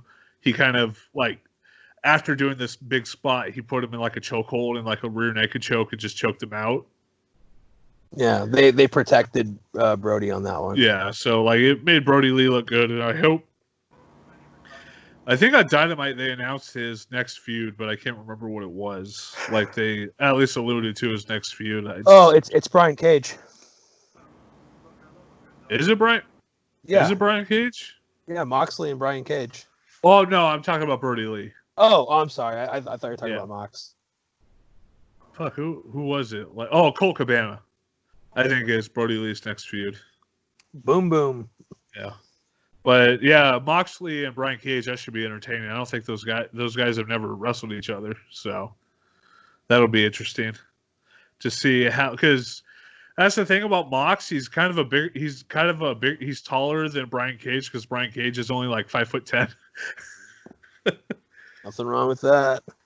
Well, I'm saying though, he's like for like a really buff monster guy, he's only like 5'10". So, and Mox is like a legit like 6'2", 6'3".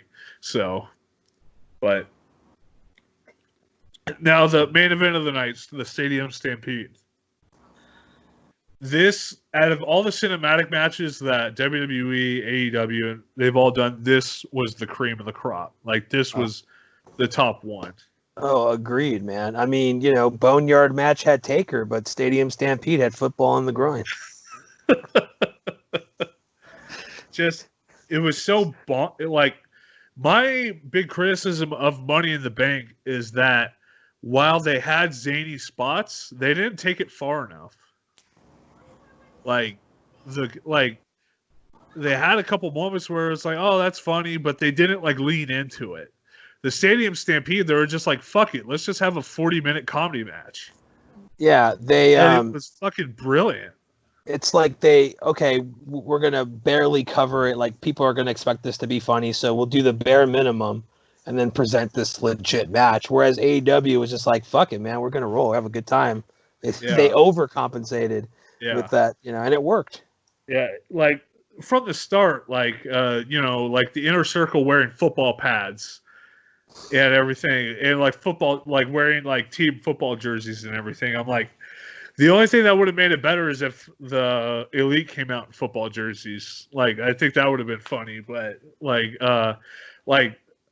Hangman coming in on a horse and chasing Sammy Guevara down. Yeah. Like that was hilarious. And then like him looking for Sammy in the back while still on the horse. And then like getting off the horse and telling the horse to stay. Like he was a dog or something. Oh man. Like one of my favorite moments is when Proud and Powerful took out Kenny Omega and they started double teaming Matt Hardy, and they threw him in the pool that's in the stadium. And they jump in and he's like, oh, I can't. Fuck, who is it? I think it's Santana, right? That couldn't swim. I don't know. Yeah, I haven't. I've only seen the part where they started drowning Matt Hardy. Yeah. Let's see. I'm gonna have to look this up. Sorry about that. It doesn't matter who says it, Dave. Yeah. But he was like, "Oh, I can't swim," and it's like a 3-foot pool.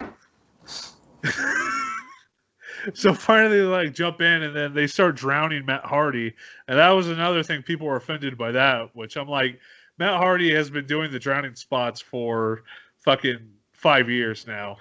Yeah. If you're not used to it, just get over it. Like I understand with the whole situation of just what happened and everything, but I'm like, you are literally grasping at straws for this one, being a fan. But like Matt Hardy getting drowned and becoming like Hardy Boys Matt Hardy, then getting drowned again and coming up as V1, and then like Santana and Ortiz reacting to like the Matt facts on the side of the screen. But then, like after that, like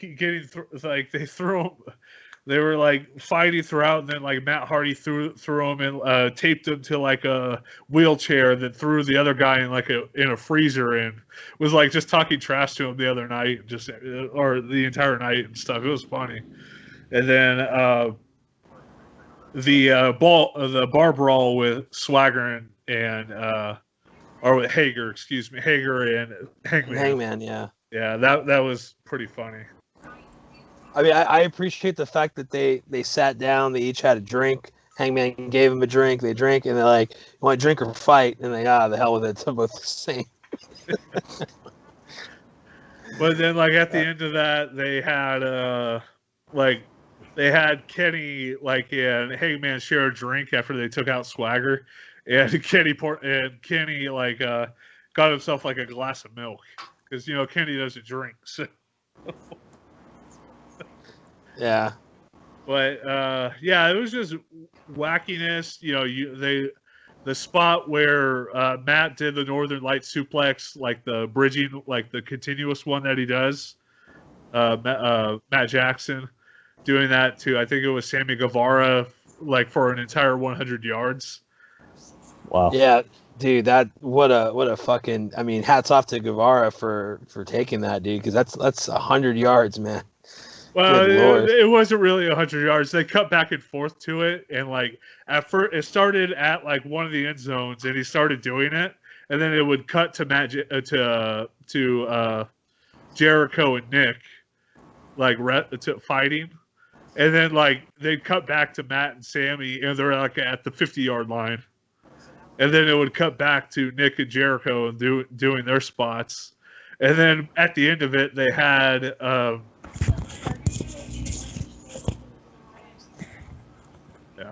At the end of it, they had Matt finally like complete the 100 yards, and he did it. And then he started celebrating, and then Rick Knox threw the yellow flag out, threw the penalty flag out at him for excessive celebration. And then he ate a super kick from Matt, which was kind of funny because that's like a whole PWG thing, And then Jericho doing the Judas effect to the Jaguars mascot was pretty funny. And then pulling out the challenge flag was probably one of the funnier moments of the match. And they actually went to the booth. It was funny. So. Oh, man. Sorry, I'm not talking much. I haven't seen any of it, so I haven't seen the whole match, but I've seen a lot of the spots that he was talking about. So yeah, you have to watch it. It's one of those things. Like if you're not going to watch anything from Double or Nothing, at least watch that. Right. Like it is a legit like funny. Like I would put it up there with like even like some of the best comedy movies. Oh, okay. Yeah, like it was legit funny, and apparently it took 12 hours to shoot. Yeah. So yeah, then they do it from like up to what is it, 9 to 6 in the morning or something. Yeah, something like that. I don't know, but very entertaining. I wouldn't want them to do that again. Like having it be like, well, not again. That's incorrect to say. Like another match like that. Yeah, I wouldn't want them to do that like frequently. Like if they did it like every couple years, Okay, yeah. Like I think that'd be fair, and I think it's a special attraction. It happens every once in a while. Yeah, I think what adds to it is that all these guys have great comedic timing. Because like the Young Bucks have done their thing on the Elite, and they've kind of been able to work a few things out. And they became like funnier wrestlers because of it. The Jericho is just hilarious all the time. He just has to say one word and people are laughing at him. So. Oh yeah, he's just constant pro. Yeah. Well, I don't think it's funny at all. I think it's turned wrestling into goofy shit. Some fake goofy shit. They're making a mockery out of something that I've loved since I was 5 years old. Yeah. Calm down, Jim. Whatever happened to the good old days when they'd have a giant turkey pop out of an oversized egg, It's gobbledygook. or a hockey player character, or a trash man. Real life stuff that people could really relate to. When wrestlers had a moonlight. Well, AEW has a couple of librarians. So. God, I gotta say, I can't read. I gotta say, man, I wish they would stop and they would have Peter do the pretty Peter Avalon gimmick. God, it's a hard thing to say, but I don't know, it is what it is. But they had a funny spot during the title match. Oh yeah, like Brody, like he took Mox out and he went over to like the crowd that of wrestlers that was on the side, and he just started knocking shit over. And he went over and the librarians had a table out with a laptop and everything. He went over there and just knocked the table over, and yeah, scared the shit out of him. Yeah, it was pretty funny, but yeah, it's pretty sad to see AEW have such a good show and then follow it up with the following Dynamite, which was not that good. So. Well, there were some big moments. Yeah, there were some big moments, but at the same time, I'm like everything felt lackluster. Yeah. And that segment with Tyson and Jericho was fucking awful. Yeah. So that again, I stated I love Mike Tyson, I love Chris Jericho. I do not. Mike Tyson is way better in small doses. Having him feud with Jericho for whatever they're doing, I hope it doesn't lead to a match. But if that's what AEW thinks will bring in the audience, I mean, both the ratings for NXT and AEW were up significantly this week. So, considering that they've been down in this pandemic, that's pretty good for them. So. Hey, really quick. So my laptop battery is actually dying on me, and I don't know at what point it's going to cut off. So what I'm going to do is I'm going to sign out, and I'm going to sign back in on my phone. Okay. That's not going to affect the recording of it, is it? I should just be able to come right back in. I don't think so. Okay, well I'm going to do that, and then I should be back in just a few moments because I don't want my laptop dying on me in the middle of it. And then you guys will be like, "Oh, what the fuck happened?" So I'm gonna sign out, sign back in on my phone, and then we'll be good to go. All right, do your thing. All right, I'll be right back. Yeah, but I think one of the big problems right now, why maybe, I haven't watched the show, but why Dynamite may have been lackluster. I mean, the Revival showed up, or ATR, or whatever the fuck they're called now. FTR. There you go, FTR, ATR, whatever. Yeah. I think if a live crowd was there, that moment would have been a lot bigger than it was. Yeah. So because it is a huge moment. This is something that's been building for a couple of years. Yeah. But, all right, I'm back in. Sorry about that. You guys hear me? See me? Am I coming in clear? Yeah, you're good. Right. Yeah. But yeah, I really don't know. I haven't watched anything new as of late. I mean, I've been preparing for what our list was supposed to be. So yeah, we'll do that next week when Mike decides to come back eventually. Yeah. So if he fixes his toilet. Yeah. No, I think it's actually I don't think it's a toilet thing. I think it's something else. I'm not entirely sure. I didn't talk to him about it, but I think that they got everything fixed in the 2 weekends. I mean, at least I would hope so, because that'd be a really shitty situation if it has to be a month-long project. But I think it was something else. I don't know what it is, but I'm sure everything's fine with the pipe. But what is your opinion, Crispy, on FTR's debut on Dynamite? Well, the first thing that threw me off was the commentary said another vehicle arrived, so I'm assuming that might have happened during dark or something, because I was like, wait, this is the very beginning of the show. I don't understand, but I felt like the reaction from the commentators was there as opposed to Brian Cage. And I mean, I thought it was well played. It seemed a little predictable that they weren't going to strike, the Young Bucks at first because there was like a hesitation there kind of thing. But I don't know. It seemed really interesting. I'm glad they're there. There was a really cool photo of them and Tully Blanchard and Arn Anderson that I think is just fucking epic. Because a lot of people compare them to that team. I guess you'd say the Brainbusters or the Horsemen, however you want to look at it. Well, actually, mainly the Brainbusters. But I think it's great. And I was telling Jeremy about it, and I was like, look, these guys have had a feud online for years, and it's amazing to see like it finally come to fruition, especially with how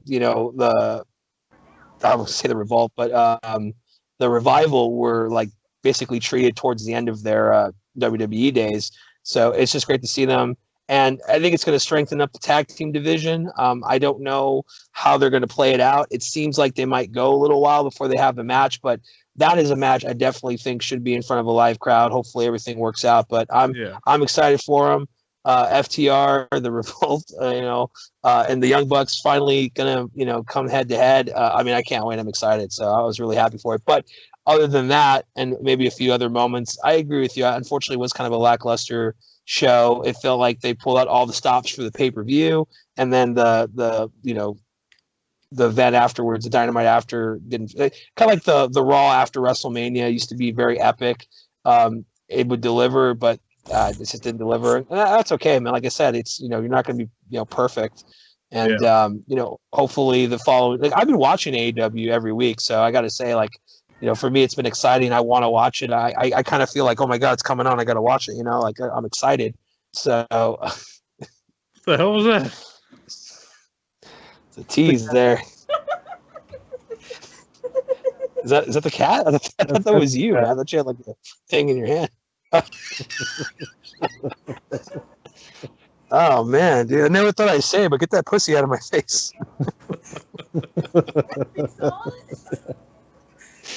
No, I kid. I miss Ninja. But yeah, to answer your question, Dave, I for one am excited, man. I'm really happy for those guys, and I knew it was going to happen. I mean, it made sense. Yeah. And any other thoughts on AEW or anything? I know Bubba stated he hasn't really watched, but any other thoughts, Crispy? About AEW in general? Yeah. Well, I'm kind of wanting to know more information about Fyter Fest. I think it's kind of a bummer they want to do it from, I think, London was their original plan, but because of the COVID, they can't do it. But I'm kind of excited to see what's going to happen with that. If they're going to, offer it for free, if they're going to do a reduced price. But I'm kind of been happy. I think last year's Fyter Fest was free.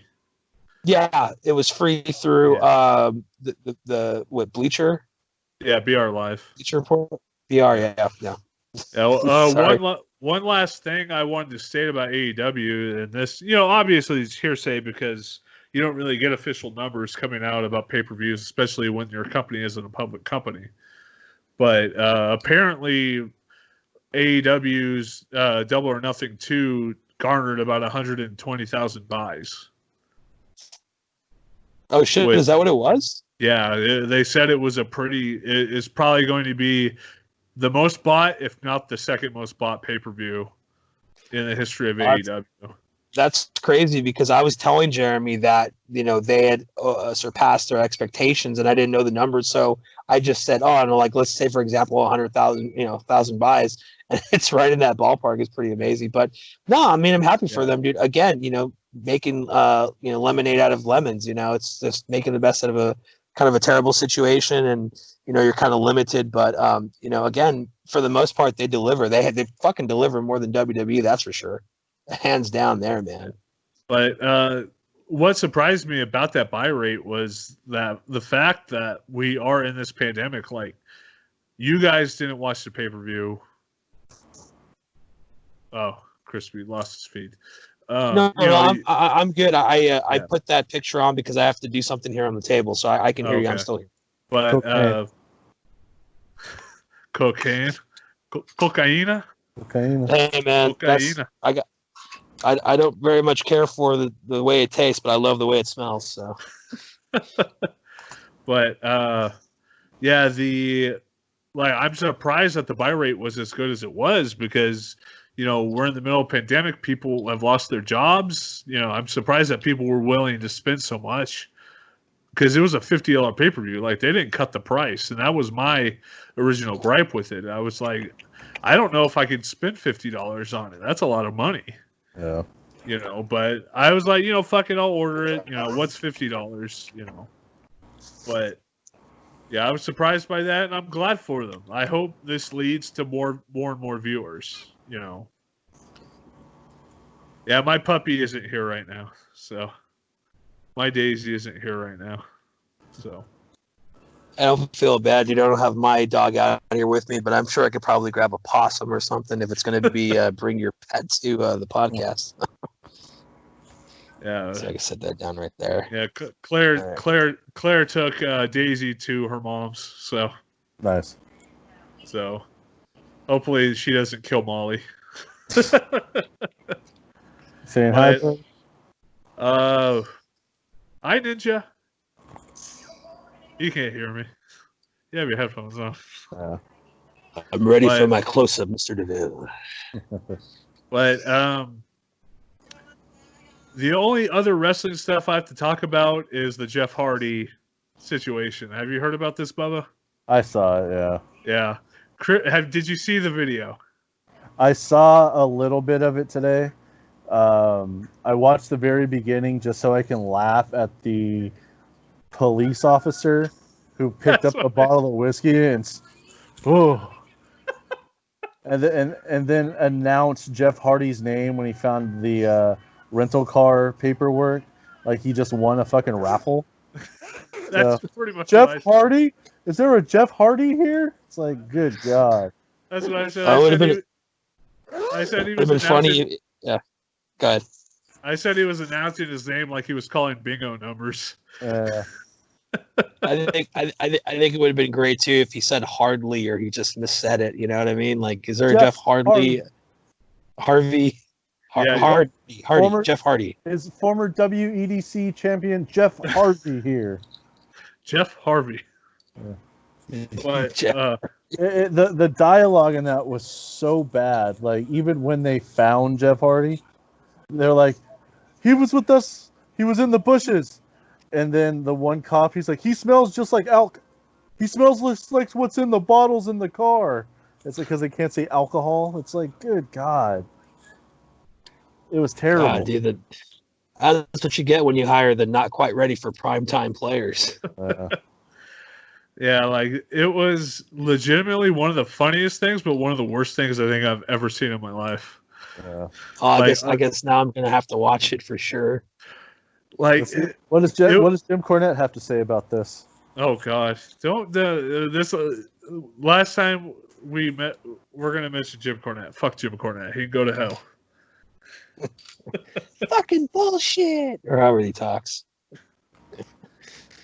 That dude literally, like, he was friends with Wrestling with Regret, Brian Zane.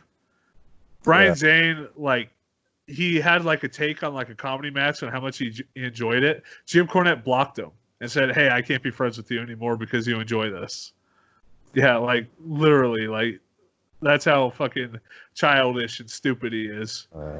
But that's the last time we're going to mention Jim Cornette because apparently he's not watching AEW or WWE anymore. Oh, so. It's only a matter of time before he blocks us. I was hoping I was blocked by Jim Cornette, but I'm not. So I try it. I think that's gonna be my goal this week. Is just comment on everything Jim Cornette posts, just so I can get blocked by him. Yeah. So. Well, if you really want to make it simple, you could just do one tweet and include him in and just say, "Comedy wrestling is great." # fuck Wendy's. It'll just fucking nope, done. But have you guys ever heard? What's his name? Does a really good impression of him. Bruce Pritchard does an impression of Jim Cornette, and there was this one time where Jim Cornette was doing an impression of Pritchard doing an impression of him, and I get it. Like, the guy's an asshole, but it was kind of a funny moment. But like, it's funny because like he's one of those guys that's just like, I don't sound like that. It's like, yeah, dude. Unfortunately, you kind of do sound like that. So I don't know if you guys ever heard Pritchard doing an impression of Jim Cornette, but I would recommend it. It's very hilarious. He's really good at it. So I'll just say that. But, Dave, you were saying. Just that the Jeff Hardy thing was fucking hilarious, and the fact that people were offended by it is even more hilarious. Like, did you bother watching the video and seeing how fucking corny and bad it was? No. No, they heard about it and they felt compelled to hop on their keyboards and social justice away. Like, I already told Crispy like what happened like when we stopped recording while you were taking a shit. Some guy, like, I posted a response to Ryan Satin saying, my guess is that it'll end up being that it was a setup and that the hacker will probably reveal who set Jeff Hardy up. And this guy tweeted at me, it's winners at war. What a winner. He's a winner. He's like, the fact that your guess isn't that they shouldn't be making light out of in real life situations people deal with daily is very telling to me. And I'm just like, get off your fucking high horse. It's a fucking stupid wrestling thing. There's enough goddamn shit in this world going wrong that we can't laugh at how stupid this storyline is, or the fact that they're doing it. Who gives a shit? Like, are you really going to get up on your soapbox and try to say that you're offended? It's like the same people that got offended by, the whole Matt Hardy drowning thing at Double or Nothing. It's like, well, Chad Gaspard, just died because of everything. And I'm like, Matt Hardy's been doing these spots for fucking 5 years. Yeah, and Jeff Hardy's been getting drunk for years too. And that's not going to stop anytime soon. Yeah. And I'm just like, the fact that you have to grasp at straws like that is pretty sad. The fact that you're just looking to be offended. There's enough real shit going on in this world. You got police brutality, people dying because of a fucking virus and everything, and you're worried because WWE is like doing a storyline on Jeff's like alcohol abuse. Like, Jeff agreed to do this. Yeah, I mean, he has to be cool with it. Yeah. I really doubt that Vince went up to Jeff Hardy, who he wants on his roster, who he's giving chance after chance after chance, even after all the mistakes he's made, is going to say, "Oh, Jeff, you're going to do this, and there's nothing you can do to stop us." You can't say no. No, Jeff agreed to do this. If Jeff agreed to do this, it is what it is. And people act like it's not the first time that he's done something like this. I mean, his first exit, his last feud with CM Punk, they brought in a lot of his real life stuff into that storyline. That was another thing I mentioned to Crispy during the pause, is that, they did this a decade ago with Jeff Hardy, where they found him unconscious in a stairwell. Yeah.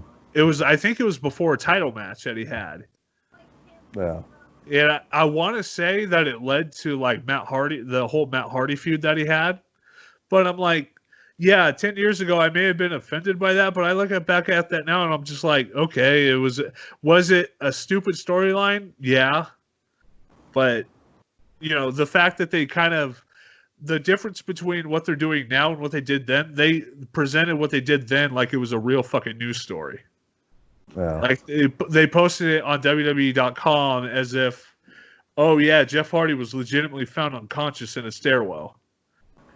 They did a whole angle where they had WWE cameras in the middle of the wreckage. Renee Young just standing next to the cop. Yeah, I'm pretty sure that would really fucking happen.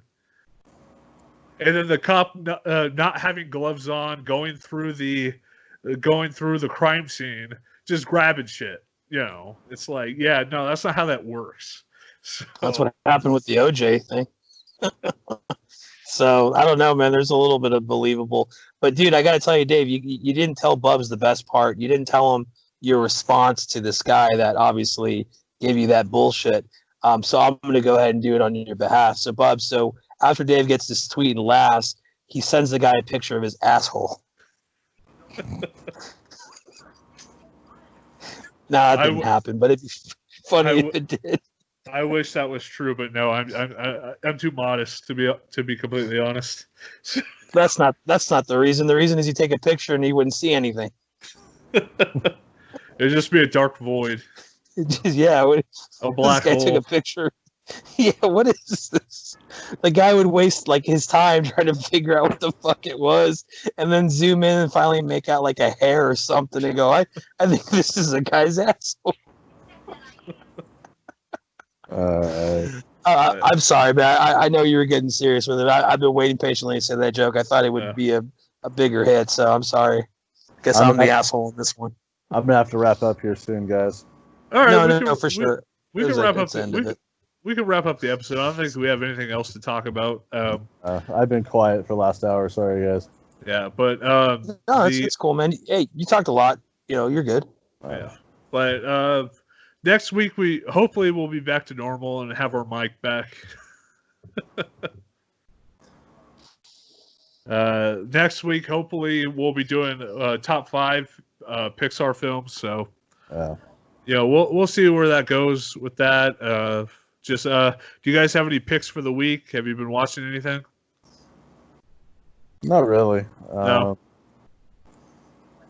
I found the show on Netflix.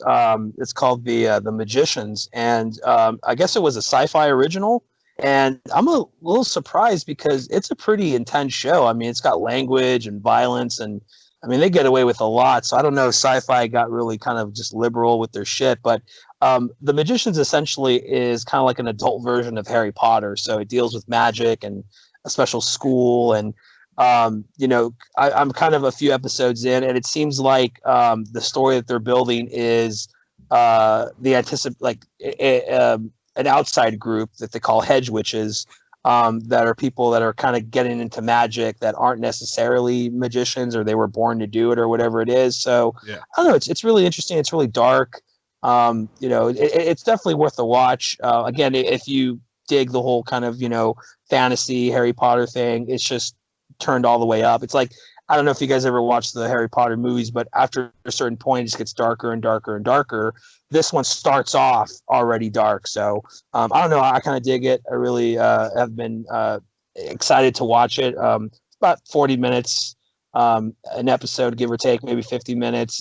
They just finished up the last season earlier this year. So the first 4 seasons are on Netflix, and then eventually they'll put it on the 5th season. But I don't know. I really liked it. I'd recommend it. So it's The Magicians on Netflix. Oh, on a related note, I was actually sitting at a bus station reading Ta-Da magazine. I've heard about that. A magazine by and for gay magicians. Yeah, man. Hey, think of it this way, Bubs. You wouldn't be able to tell that joke if I didn't say my pick, so it worked out good. True, that's true. But hats off to you. My pick for the week is Uploaded. It's on Amazon Prime. It's called Uploaded. It stars Robbie Amell. Oh, is Stephen Amell in that too? No, it's just Robbie. Oh, okay. Like the premise is that when when somebody dies, they go to like a virtual heaven. Like as they're dying, they can upload themselves to like a cloud, to like a computer program, and they like get to be in this like virtual heaven thing. Oh yeah, okay. I saw yeah. That. All right. So it was like, the first couple episodes were kind of clunky, but once it got into its rhythm, it was pretty good. So, and Robbie Amell is actually a pretty good actor, unlike Stephen Amell. Yeah. So, I will throw out one. Are you done with your suggestions? Yeah. I do have one. Twisted actually released a new album called Mad Season. I was going to mention that too. Yeah, so I listened to it. Pretty damn good.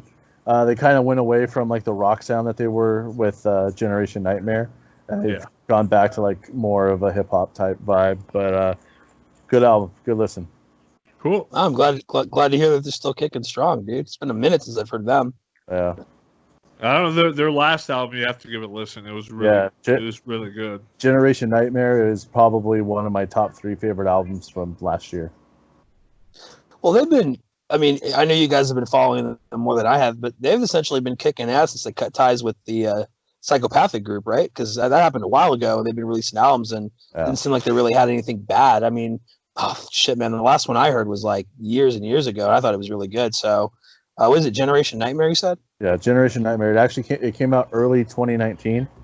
When we did our end of the year awards, that was going to be my album of the year, but then I changed it to Cody Jinks. But but no, Generation Nightmare was good, but the new album's really good as well. So yeah, I'll give that a listen. I like Twisted. I always have. Really, I don't think anybody, really they don't get the respect that they deserve, man. I think they're really good. I agree. To be honest with you, so yeah. So I think that'll do it for what episode 5 of the CoronaCast. Yep. So if you're gonna participate in protests or anything, please stay safe. Continue social distancing, masks, whatnot. Don't break shit. Don't light shit on fire. You have a voice. You can use your voice. Yeah. Keep people safe. Yeah. Don't just stay safe. Is what I'm just saying. And there's a rally going on in Riverside tomorrow. So there was one in Fullerton here tonight. Yeah. So hopefully it stays relatively tame and well the one in Fullerton's cleared. Okay. So they cleared the area and it was peaceful and just keep responding to violence with violence isn't the way to go, guys. So no, absolutely not. Yeah, just be smart about it, man. I mean, just think about everything that's happened, and that change is only going to happen from a positive note. I mean, if you fight fire with fire, it's just going to get worse. So be safe, be smart.